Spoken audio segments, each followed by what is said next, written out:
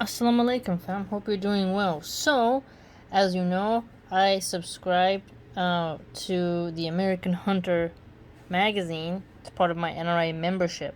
So, I like to cover many topics, get you inspired about different things, and if you remember, I want more people to go back to the homestead lifestyle and not to depend too much on the city, to become self-reliant, not having socialism or communism or being, under the welfare state.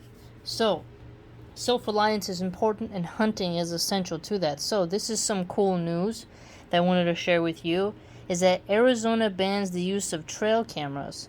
So it says here that on June 11th, 2021, the Arizona Game and Fish Department, AZGF, Commission voted unanimously to ban trail cameras for the purpose of taking or aiding in the take of wildlife, or locating wildlife for the purposes of taking or the aiding of wildlife.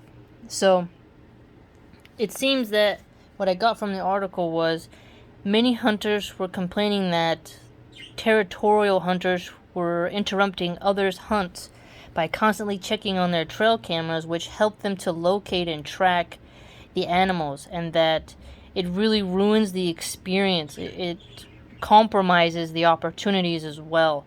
And they don't want it to be used in scouting or hunting at all. They want balance. And the AZGF Commission Chair, Kurt Davis, said that he wants to have the fair chase doctrine enacted, right? He wants it to keep going and keep having that, so that if you're going to be a hunter, you need to pursue in a fair way, an honest way, and using technology is not really part of the experience that you're supposed to have, and it disrupts others, and it's in a way cheating. It's like you're bringing too many tech toys into it, and you're not really experiencing the ruggedness of the whole hunting ritual that is supposed to happen, right?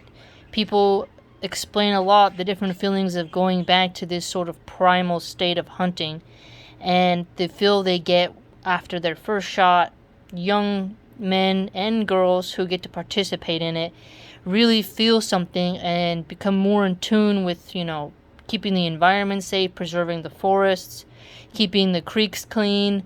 And hunters, they do pay their fees, and a lot of that revenue goes to actually preserving the landscape. So liberals, they like making cartoons about hunters, but if you notice, hunters actually, through purchasing and using that land to hunt, that money goes directly back into preserving the landscape, right? And some people have pointed out how, liberals will walk past homeless people in the city but care about what a hunter does in the woods, right? So they'll feel worse for a deer getting, hunted during the season to regulate the population, but will walk past a drug addict and say, that's humane, you shouldn't, put them in an asylum, they should be allowed to put a tent on the street and defecate on themselves. That's mercy, right?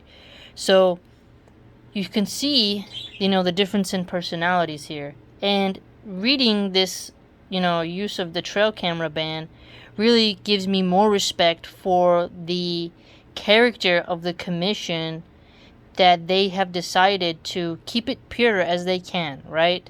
Don't bring too much to technology. Otherwise, why don't you just go to the supermarket and get some steak? But then there's those problems of factory farm meat versus pasture-raised, humane, certified, organic, non-GMO meat, right? There's definitely a difference in flavor. Factory farm meat, I doubt is halal, right? So I think this was a pretty cool eye-opener, is that they just want to focus on balance, keeping the experience, authentic, quality, and to not allow people to constantly aggressively check their technology and then interrupting hunters who don't need those things and don't want those things. So it's very fascinating. Kind of gives you an insight into what the Arizona hunters are up to. So Arizona Game and Fish had a very great story for us.